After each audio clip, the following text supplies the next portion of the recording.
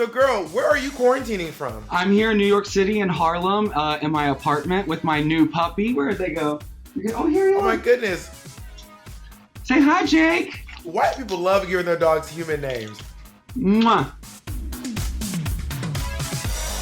Hello, it is Bob the Drag Queen with the pit stop at home. And today we have a special guest. She never loved you. It's Dusty Ray Bottom. Hi. Meow, meow, meow, meow. Salam, Dusty June. Hi, Bob. How are you? Thanks for having me today. Yeah, do you walk that dog once a week and do you pick up after it on the streets? If no one sees you not pick it up, did it ever go? I live in the Heights and not picking up their is a real problem. Rude. I'm really too afraid to have that karma with the dog of not picking up the so every time he goes, I'm like, let me wipe it up. I get my wipes out. Swiffer the street. I get it, girl. I appreciate what you've done for our neighborhood. Okay, Dusty, we have made it, like, we're there. We watched the whole season, and now we just have a finale and a reunion, what do you think of this season so far? This season, I feel like it was almost like an all-star season. Like seeing all these girls walk in, most of their looks have been like A+ looks. Their attitudes have been stellar. And these girls came to fight this season. And I'm living for all the talent. Drag Race is just getting harder and harder every year. Like you are expected to come in the way girls used to come into All-Stars just for your regular season, and they're expected to go to All-Stars like they just stepped off the Met Gala runway. And some of these designers have been turning these crazy looks for these girls that, like, the episode we're about to talk about. I was absolutely gagged by some of them today. So last week, Crystal finally scored her first win of the season, but sadly enough, Heidi Aphrodite, Heidi Ho, Heidi Schleimighty, Heidi left the room, is what it was. So Heidi has left. Like, how did you feel about seeing Heidi go? You know, Heidi is such a ball of positive energy and light throughout the whole season. She probably hasn't had anything negative to say to anyone, just constructive things. And I really think Heidi's probably... you. I feel like this could be our Miss Congeniality. She's just so awesome. I love Heidi. Easy. Oh, if Heidi's not Miss Congeniality, I want to recount. Like, she has to be Miss Congeniality. Has to. There will be a major upset if it does not happen. But as far as, like, did I see this being the top 5? I think pretty close. I was really hoping to see Rock'em Sakura in that mix somehow, but there were some early out surprises that we didn't expect to see. What early out surprised you the most? Rock'em was like damn, I can't believe it. And you know what? I thought Jan would have gone further too. I could have seen Jan in the top. I'm still crushed over Widow going home. I'm not gonna let it go. I didn't like it either. But you know what? It's not Bob's Drag Race. It's RuPaul's Drag Race. So the queens get back into the workroom, and then the power goes out.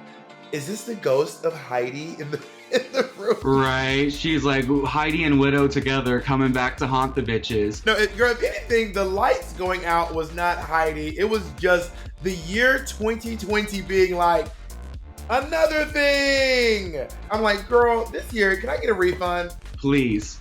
Call Monet up. She'll get us an exchange. Yeah, exactly. We only had the spider during our season that sent everyone in a crazy. Everyone standing the up spider. on the... Everyone going, ah! Kill it! Who ended up killing the spider?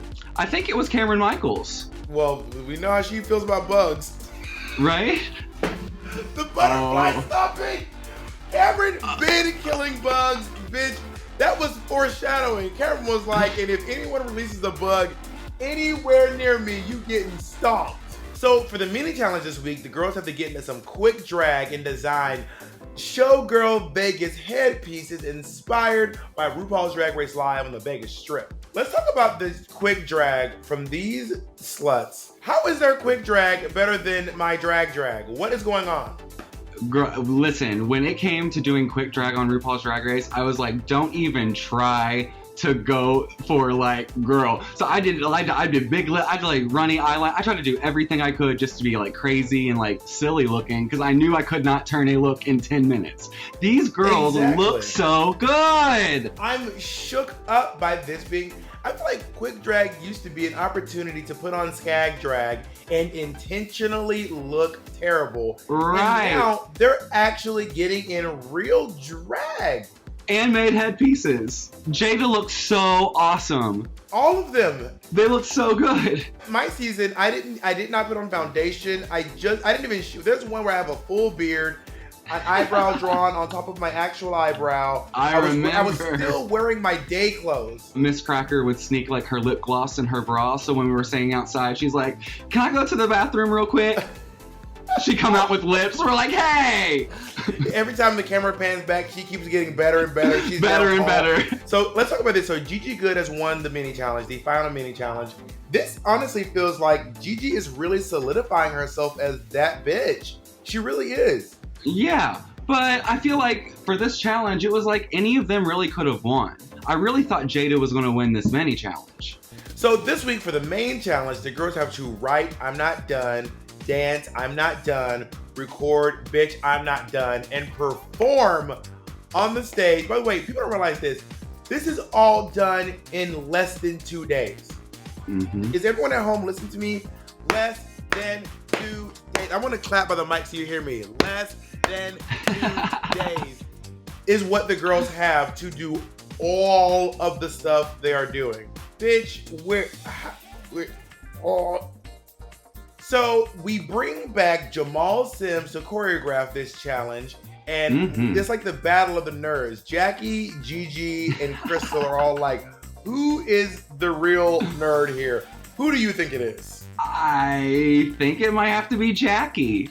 Yeah, I gotta say, watching Jackie in that dance move was like, it looks like the president of the Audio Visual Club has decided to join the cheerleading squad. It was so cute. I lived for it. Watching her and Crystal dance as boys, I live. I want to give them the biggest hugs and squeeze their cheeks. I won't say which cheeks.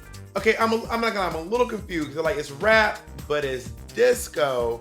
It's like, and musical theater. It was very like...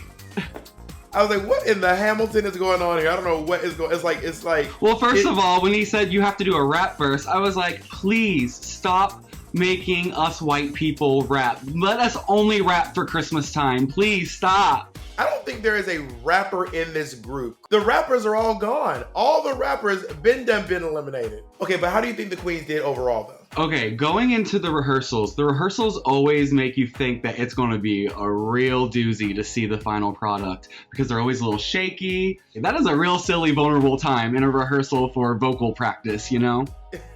Yeah, especially like these girls are like, I can't sing, but I have to put my face to this microphone and sing. I have to. And talk about a gag, like for someone like Gigi. I thought Gigi was going to be so rough in this challenge, but her vocals were so good. I think this was probably one of the best musicals ever. Did it not give you like really awesome moments, like really great pictures? Like when all the girls were looking at themselves in the mirror. In that mirror! It gave me the chills. Like it was just such an epic, cool moment. And the story that they were telling. I really love this thing where Gigi's calling herself Miss Good. I don't know why I love the idea of like creating this character. She's like, I'm schooling the children on fashion, this, that, and the other. That really speaks to me. It gives me a Miss Jackson If You're Nasty vibe. And when she was in those red chaps, although Michelle Visage hates them, I lived for this look today with the red hair. She looked like a mistress, like a dom mistress. I was living for it. What do you think Michelle has against chaps? I don't know. I think maybe once before she said sometimes she doesn't think chaps can work on everybody. Like sometimes they fit people weird and they have the weird bunchies. Maybe that's what she has against them. But I generally live for the chap fantasy. Yeah, they really seem to chap her ass for some reason. She just does not. Who was your favorite from this? I think my favorite would have to be between Crystal and Gigi Goode. Oh my goodness, could we be more opposite, you and me? I don't know what is going on. Me and RuPaul's stars are not aligning this season. My favorite was Jackie Cox. Really? Although I was not happy to see that disco wig come back. I was like, put that disco wig in the trash can. Even Jamal was like, the wig you up. But her verse was my favorite. I'm not one to just be like, I'm rooting for the underdog just because. I'm like, I genuinely thought that Jackie Cox did a really good job this week. She really did. And I think it's the most beautiful she's ever looked was in the challenge when she was in the mirror part, when she was just in her robe and the long hair. I thought she looked so stunning and so sexy, which she thinks she's not a sexy queen, but she was totally giving it to us. Why were Gigi and Crystal your favorites? I really enjoyed Gigi during this episode because in the challenge when they slid her across the stage and she parked it, that was so awesome. She just ate it. She just ate it. She did such a good job. And then Crystal, I just was so surprised with her energy and how she ate her words. I agree with Michelle Visage. I wasn't a fan of that orange look with the blue hair. I'm colorblind and I knew that was a bad combination. But I really enjoyed where she did drop it down. Oh, let your hair down. Swing it around. That was great. I loved it. She's so fun and she's so infectious and she is one of those folks. I used to be really upset by queens who won the judges with their personality, but every time she's on stage, I'm like, I just like. She's so great. Her personality, her smile, the drag she presents, like I want more from her always. So let's talk about these looks. The runway is eleganza extravaganza. Now back in the day, this is when RuPaul used to say best drag, but it's just more fun to say eleganza extravaganza. Let's talk about Crystal Methyd. What are your thoughts on this look? Because I have opinions. I didn't like it at first. And then as it got down the runway, I was like, okay, I think I'm getting into it. You're kind of giving me the caterpillar from Alice in Wonderland mixed with the genie from Pee-wee's Playhouse. I'm kind of getting this. I kind of like it. I had an evolution too. I didn't like it at first, and then I hated it. You are too much. I don't like the proportions. Also, I always feel like Crystal put on her shoes at the last minute. But also, on the other hand too, if this is quintessential Crystal, go off. You know what I mean? You're gonna show up to the last runway on the RuPaul's stage and your face is completely blue. That is everything. Let's talk about Gigi Goode's look. I like this look. I really like it. If I was at the club and Gigi walked into this, I'd be like, bitch, you better. I really enjoyed it. I thought she looked like Molly Ringwald's little sister, like nerdy sister that finally got to leave the house.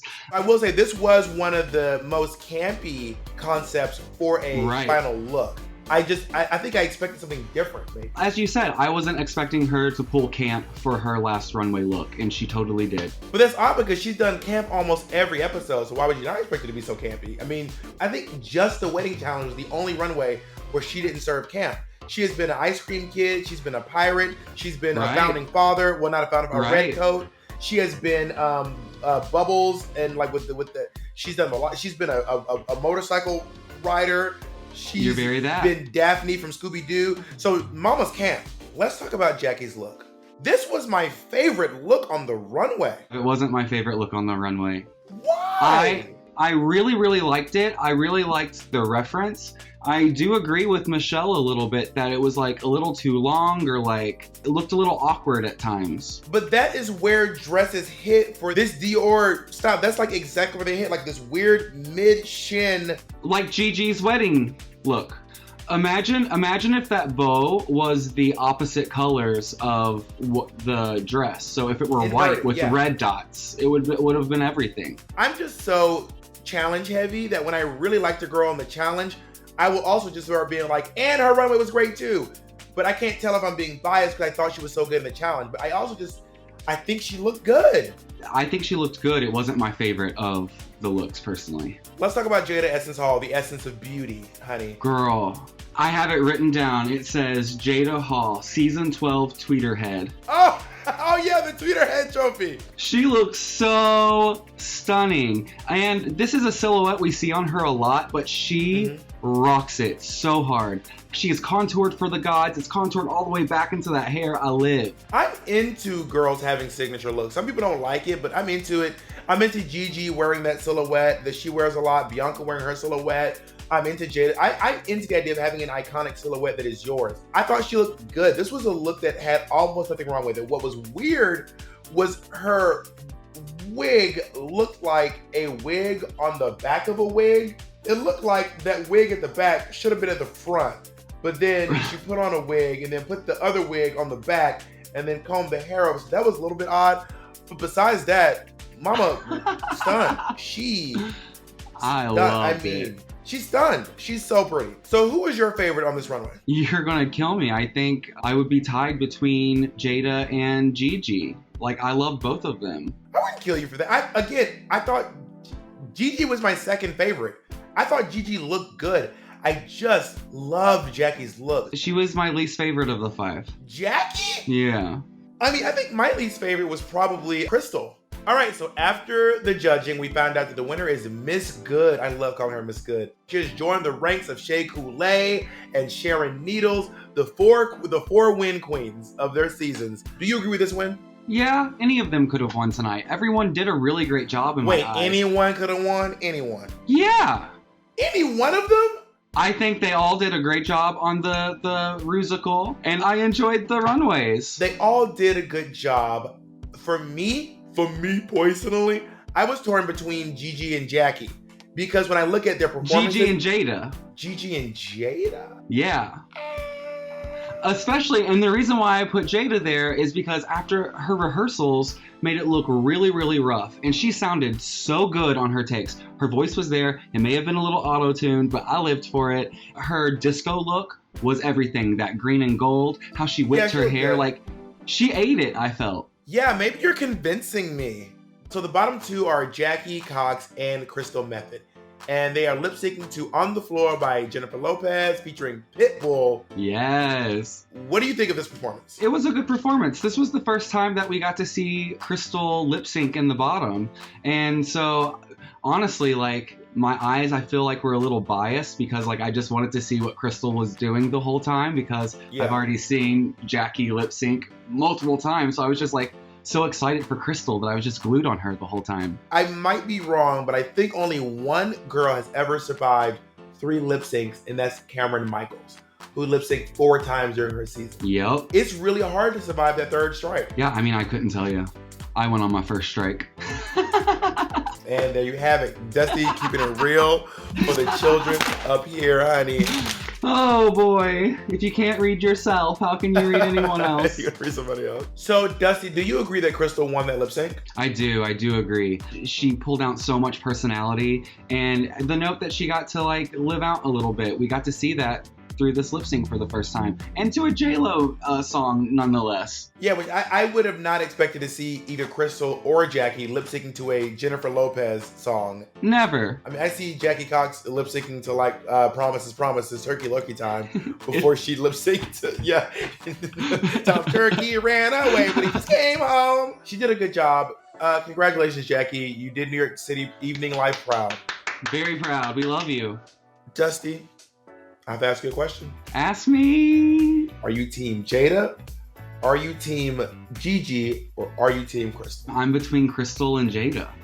Those are my 2 girls for the top place. I'm just really excited about both of them, and I would love to see them both win. I think I'm skewing toward Jaida. That's where I am in this particular moment. However, the finale changes everything. Dusty, I love you, my forever look queen. I love you so much. Thank you for joining us here at the Pit Stop. Thank you for having me. Love you. Of course, my pleasure. And a special thanks to you for continuing to tune in as we do the Pit Stop at home. We're getting through some crazy times. Now join me again in 2 weeks when we will be reviewing the finale of RuPaul's Drag Race Season 12. That's 12. Do you want everything RuPaul's Drag Race at your fingertips? Then head over to YouTube now and subscribe to the RuPaul's Drag Race channel, and you will get all the episodes of everything you ever want, including brand new episodes of What You Packin'. Hi.